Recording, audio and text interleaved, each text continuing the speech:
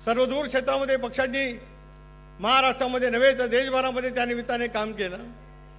त्याच्यातून अनेक बाबी आपल्या सर्वांच्या समोर आल्या। अनेक वेळेला त्या कालावधीमध्ये सुद्धा म्हणवलं गेलं की पश्चिम महाराष्ट्राच्या 3.5 जिल्ह्यापुरता सीमित असलेला पक्ष आहे, असंही म्हटलं गेलं।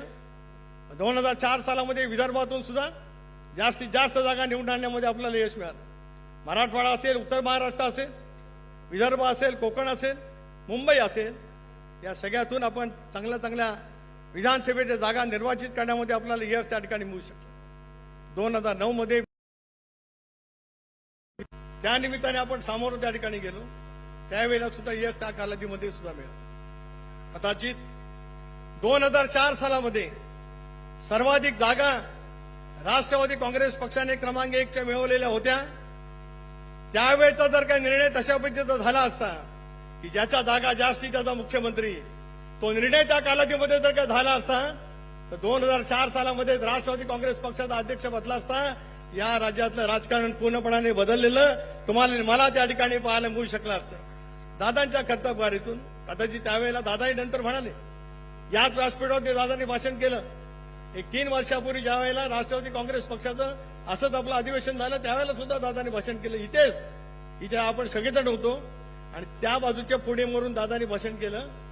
2004 सालामध्ये राष्ट्रवादी काँग्रेस पक्षाने मुख्यमंत्रीपद घेतलं असतं, भले भुजबळ साहेब झाले असते, अनेक कोण नेते त्या ठिकाणी झाले असते, पण महाराष्ट्रामध्ये राष्ट्रवादी काँग्रेस पक्षाचं क्रमांक 1 स्थान कोण कधी हिरानगवू शकलं नसतं।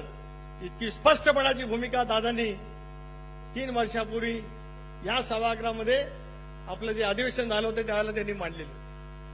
राजकारणामध्ये अनेक वेळेला 1+1 म्हणजे 2च होतो अशातला का भाग नाही, 3+2 म्हणजे 1च राहतं अशातला का भाग नाही।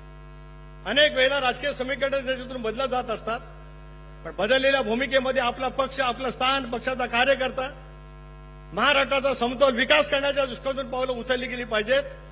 मनस्वीपणाची भूमिका त्या कालावधीमध्ये घेतली गेली आणि त्याच्यातून आपल्या पक्षाची झालेली वाटचाल आपण त्या निमित्ताने पाहिजे। 14 सालामध्ये देशामध्ये ध्रुवीकरण झालं।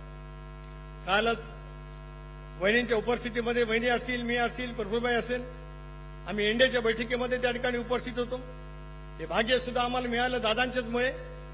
एनडीएचे 12 वर्ष एक ते पूर्ण झालं आणि मोदी साहेबांचे 12 वर्ष पूर्ण झाले। सर्वाधिक कार्यकाल म्हणून पंडित जवाहरलाल नेहरूंच्या पेक्षा 1 दिवस त्यांनी केला, तो साजरा करण्यासाठी ज्यावेळेला एनडीएची बैठक दिल्लीमध्ये झाली त्या बैठकीला सुद्धा उपस्थित राहण्याचं भाग्य वहिनी आपण अध्यक्ष आहात, आपल्यामुळे मी असेल, प्रफुल्लभाई असेल, आम्हाला जे मिळालं याच्या पाठीमागे दादांनी दाखवलेली त्यागाची, समर्पणाची भूमिका होती, हे मला आवर्जून या ठिकाणी सांगा।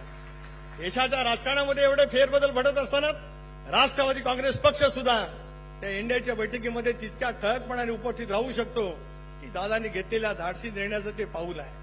अधिक तपशिलामध्ये त्या निमित्ताने मी जाऊ इच्छित नाही। 14ला काय झालं, राज्यामध्ये सत्तांतर झाल्याच्या नंतर राष्ट्रवादी काँग्रेस पक्ष सुद्धा कदाचित सत्तेमध्ये सहभागी होऊ शकले, 16ला सुद्धा होऊ शकणार होता, झालं नाही। 19ला सुद्धा निकाल लागले, त्यावेळेला सुद्धा कदाचित होऊ शकणार होता, पण होऊ शकला नाही। पण मला असं वाटतं, ज्याचा उल्लेख